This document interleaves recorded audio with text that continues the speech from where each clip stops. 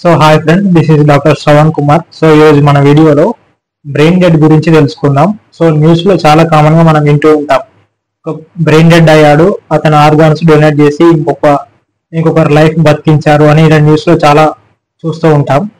So అసలు ఒక పర్సన్ని బ్రెయిన్ డెడ్ అని ఎప్పుడు చెప్తారు అంటే, నార్మల్గా బ్రెయిన్ డెడ్ అంటే ఇరివర్సబుల్ కోమా అని చెప్తాం. అంటే ఇక జీవితంలో కోమా నుండి బయటికి రాలేడు అనే కండిషన్ని మనం బ్రెయిన్ డెడ్ అంటాము.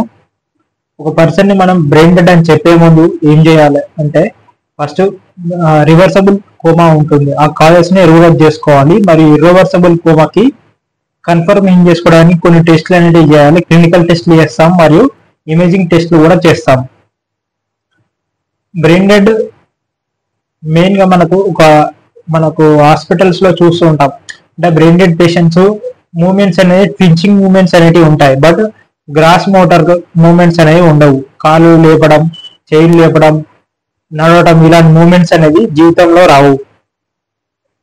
నార్మల్ గా బ్రెయిన్ డెడ్ పేషెంట్స్ కి స్పైనల్ రిఫ్లెక్స్ అనేవి ప్రెసెంట్ ఉంటాయి. స్పైనల్ రిఫ్లెక్స్ అంటే ఏంటి అంటే, మనకు వెన్నుపూసకు సంబంధించిన మూమెంట్స్ అనేవి ఉంటాయి. మనకు నీ జాయింట్ దగ్గర ఒక నీ హ్యామర్ తో కొడితే మనకు మూమెంట్స్ అనేవి ఉండవచ్చు. వీటిని మనం స్పైనల్ రిఫ్లెక్సెస్ అంటాం. ఈ స్పైనల్ రిఫ్లెక్స్ అనేది బ్రెయిన్ డెడ్ పేషెంట్స్ లో ఉంటాయి, బట్ దీన్ని బట్టి మనం పేషెంట్ బతికున్నాడు అని చెప్పలేము. ఇంకా మనకు reversible causes of coma causes ఏంటి అంటే, ఇప్పుడు డయాబెటిక్ వల్ల కోమా ఉంటుంది, అదొక రివర్సబుల్ కాజ్ అని చెప్పవచ్చు. మరియు ఇంకా లివర్ ప్రాబ్లం వల్ల కూడా కోమాలకు పోతారు, దాన్ని హెపాటిక్ ఎన్సెఫలోపతి అంటారు, అది కూడా ఒక రివర్సబుల్ కాజెసే. ఇంకా మనకు కిడ్నీ ఫెయిల్యూర్ వల్ల కూడా హ్యూరమిక్ ఎన్సెఫలోపతి అంటాము, దాని వల్ల కూడా కోమాలకు పోతారు, అది కూడా రివర్సబుల్ కాజ్. వీటిని మనం బ్రెయిన్ డెడ్ పేషెంట్ అనకూడదు. ఇర్రివర్సబుల్ కోమా మనకు క్లినికల్ టెస్ట్లు ఏం చేస్తామంటే, మనకు కొన్ని రిఫ్లెక్సెస్ అనేవి ఉంటాయి. లైట్ రిఫ్లెక్స్ అంటాం. లైట్ రిఫ్లెక్స్ అంటే మన కంటిలోకి లైట్ అనేది వేసినప్పుడు మనకు కంటిలో ఉండే ప్యూపిల్ అనేది కన్స్ట్రక్ట్ అవుతుంది, చిన్నగా అవుతుంది, దగ్గరకు అవుతుంది అందరిలో. అదే ఈ బ్రెయిన్ డెడ్ పేషెంట్స్ లో అయితే మనకు ప్యూపిల్ అనేది కన్స్ట్రక్ట్ కాదు. సో ఈ లైట్ రిఫ్లెక్స్ పోతే మనకు బ్రెయిన్ లో ఉన్న మిడ్ బ్రెయిన్ అనేది పోయిందని అర్థం. నెక్స్ట్ మనం చేసేది కార్నియల్ రిఫ్లెక్స్ అంటాం. కార్నియల్ రిఫ్లెక్స్ లో ఏంటి అంటే, మనము ఒక కాటన్ దూది తీసుకొని, స్టెరైల్ కాటన్ తీసుకొని మనం ఐ మీద ఇట్లా మనం స్క్రాచ్ ఇట్లా టచ్ చేసినప్పుడు మనకు ఐలిడ్స్ అనేది మనకి ఇట్లా దగ్గరకు వస్తాయి, ఇట్లా ఇట్లా రెప్పలనే కొట్టుకుంటాయి. ఇది నార్మల్ గా. అదే మనకి బ్రెయిన్ డెడ్ పేషెంట్ లో అయితే మనకు ఈ రిఫ్లెక్స్ అనేది పోతుంది. ఈ కార్నియల్ రిఫ్లెక్స్ పోయిందంటే మనకు బ్రెయిన్ లో పాన్స్ అనే ఏరియా పోయిందని అర్థం. ఇంకా మనకు ఇంకా కొన్ని టెస్ట్లు అంటే, మన కాఫ్ రిఫ్లెక్స్ టెస్ట్ అంటాము, గ్యాగ్ రిఫ్లెక్స్ టెస్ట్ అంటాము. ఈ టెస్ట్లు కూడా మనకు నెగిటివ్ ఉంటాయి. గ్యాగ్ రిఫ్లెక్స్ టెస్ట్ ఏంటంటే, మనం ఒక స్పాచులా తీసుకొని మనకు నోటిలో ఉన్న పోస్టీరియర్ పెరింజియల్ వాల్ అంటాము, ఆ వాల్ మనం టచ్ చేస్తే మనకు గ్యాగ్ రిఫ్లెక్స్ అనేది ఇండ్యూస్ అవుతుంది.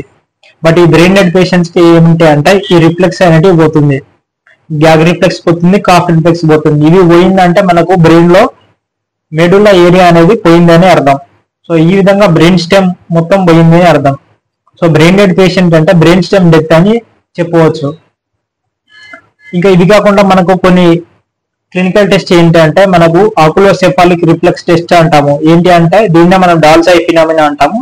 మన హెడ్ అనేది మన వన్ సైడ్ తిప్పినప్పుడు మన ఐస్ కూడా అదే తిరుగుతాయి. తర్వాత మనకు ఫీల్డ్ ఆఫ్ విజన్ సెట్ చేసుకోవడానికి మన ఐలిడ్స్ మన ఐస్ అనేవి మళ్ళీ స్ట్రేట్ గా వస్తాయి. బట్ ఈ పేషెంట్స్ లో ఏమవుతుంది అంటే, మనం ఎటు తిప్పితే అటే ఉంటాయి కన్ను గుడ్లు అనేటి. ఫీల్డ్ ఆఫ్ విజన్ అనేది మెయింటైన్ కాదు ఈ పేషెంట్స్ కి. దీన్ని మనం oculocephalic test or doll's eye phenomena అంటాము. ఇంకొక టెస్ట్ ఏంటి అంటే, కలరింగ్ టెస్ట్ అంటాము. చెవులో మనకు కోల్డ్ వాటర్ పోసినప్పుడు నిస్టాగ్మస్ అనేది ఆపోజిట్ సైడ్ ఉంటుంది, అదే మనకు వామ్ వాటర్ పోస్తే నిస్టాగ్మస్ అనేది సేమ్ సైడ్ ఉంటుంది. ఇది కూడా ఒక టెస్ట్ అని చెప్పవచ్చు. ఈ టెస్ట్ అనేది బ్రెయిన్ డెడ్ పేషెంట్స్ లో నెగిటివ్ ఉంటుంది. ఇంకా ఇవి క్లినికల్ టెస్ట్ అని. ఇంకో టెస్ట్ ఏంటి అంటే ఆప్నియా టెస్ట్ అంటాము. ఆప్నియా టెస్ట్ అంటే ఏంటి అంటే, మనకు నార్మల్ గా బ్రెయిన్ డెడ్ పేషెంట్స్ అందరూ వెంటిలేషన్ మీద ఉంటారు. సో మనం ఏం చేయాలంటే, వెంటిలేటర్ డిస్కనెక్ట్ చేసే ముందు మనకు 100% ఆఫ్ ఆక్సిజన్ అనేది 10 minutes అనేది ఇవ్వాలి. ఆ తర్వాత మనం వెంటిలేటర్ ని డిస్కనెక్ట్ చేయాలి. డిస్కనెక్ట్ చేసిన తర్వాత మనకు గ్యాస్పింగ్ కానీ స్పాంటేనియస్ బ్రీతింగ్ కానీ ఏమైనా ఉన్నాయా లేవా అని చూసుకోవాలి. ఒకవేళ ఇవి ఉంటే మనకు బ్రెయిన్ డెడ్ కాదు అని అర్థం. ఒకవేళ లేవు అంటే పక్కా బ్రెయిన్ డెడ్ అయిందని చెప్పవచ్చు. ఇంకా మనకు దీన్ని కన్ఫర్మేషన్ చేసుకోవడానికి ఎలాగంటే మనం ఏబీజీ టెస్ట్ కూడా చేపియాలి. ఈ ఏబీజీలో పీసీఓ2 లెవెల్స్ అనేది మోర్ దెన్ 20 mmHg పెరిగిందంటే మనకు కార్బన్ డైఆక్సైడ్ లెవెల్స్ పెరిగినట్టు. కార్బన్ డైఆక్సైడ్ లెవెల్స్ పెరిగితే నార్మల్ గా ఇది ఒక రెస్పిరేటరీ సెంటర్ ని స్టిమ్యులేట్ చేస్తుంది. బట్ ఇక్కడ మనకు కార్బన్ డైఆక్సైడ్ లెవెల్స్ పెరిగినా కానీ రెస్పిరేటరీ సెంటర్ అనేది స్టిమ్యులేట్ అవుతలేదు అని అంటే అర్థం ఏంటి అంటే రెస్పిరేటరీ సెంటర్ అనేది పనిచేయట్లేదు, డ్యామేజ్ అయిపోయిందని అర్థం. సో ఈ విధంగా మన క్లినికల్ టెస్ట్ అనేది ఉంటాయి.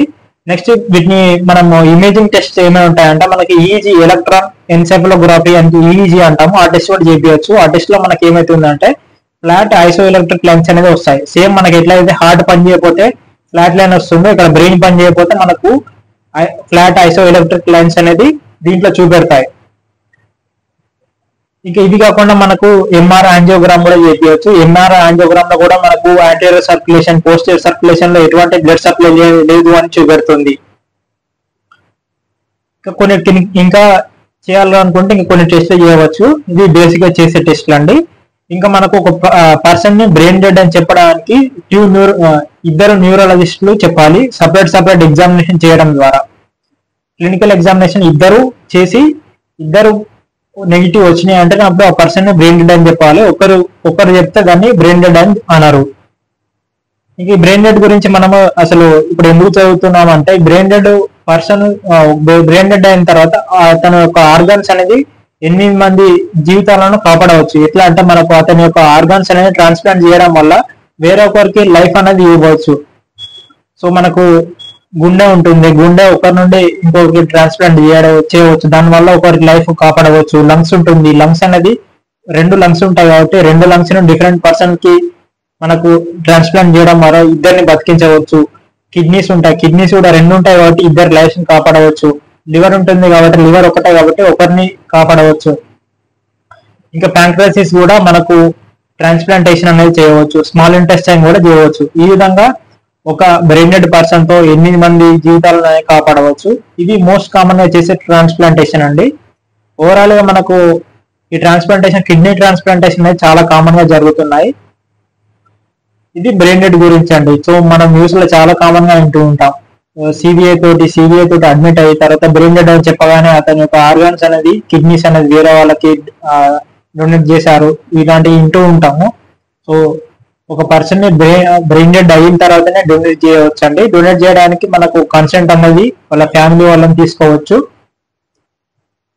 సో ఈ విధంగా బ్రెయిన్ డెడ్ గురించి ఇన్ఫర్మేషన్ చెప్పడం జరిగింది. వీడియో మీకు నచ్చినట్లయితే లైక్ చేయండి, షేర్ చేయండి, సబ్స్క్రైబ్ చేయండి. Thank you friends. సో ఇది లాస్ట్ ఇయర్ వచ్చిన న్యూస్ ఆర్టికల్ అండి. ఇక్కడ మనకు తెలంగాణ స్టేట్ అనేది ఆర్గాన్ డొనేషన్లో టాప్లో ఉందని సెంట్రల్ గవర్నమెంట్ ర్యాంకింగ్స్ అనేది ఇచ్చింది. ఈ ఆర్గాన్ డొనేషన్స్లో మనకు మోస్ట్ కామన్ ట్రాన్స్ప్లాంట్ అయ్యేది కిడ్నీ ట్రాన్స్ప్లాంటేషన్ అనేది జరుగుతుంది. తెలంగాణలో డిస్ట్రిక్ట్ హాస్పిటల్స్లో బ్రెయిన్ డెడ్ అయిన పేషెంట్స్ యొక్క ఆర్గాన్స్ అనేది ఒక సపరేట్ చాపర్లో ట్రాన్స్పోర్టేషన్ అనేది చేసి మనకు గాంధీ హాస్పిటల్లో ఈ ట్రాన్స్ప్లాంటేషన్ కొరకు సపరేట్ వింగ్ అనేది ఏర్పడింది. అక్కడ ఈ ఆర్గాన్ ట్రాన్స్ప్లాంటేషన్ అనేది జరుగుతున్నాయి. సో ఈ విధంగా మనకు తెలంగాణ గవర్నమెంట్ అనేది ప్రోత్సహించడం అనేది చాలా మంచి విషయం. సో అందుకే మన స్టేట్ అనేది ఆర్గాన్స్ ట్రాన్స్ప్లాంటేషన్లో నెంబర్ 1లో ఉందని చెప్పవచ్చు.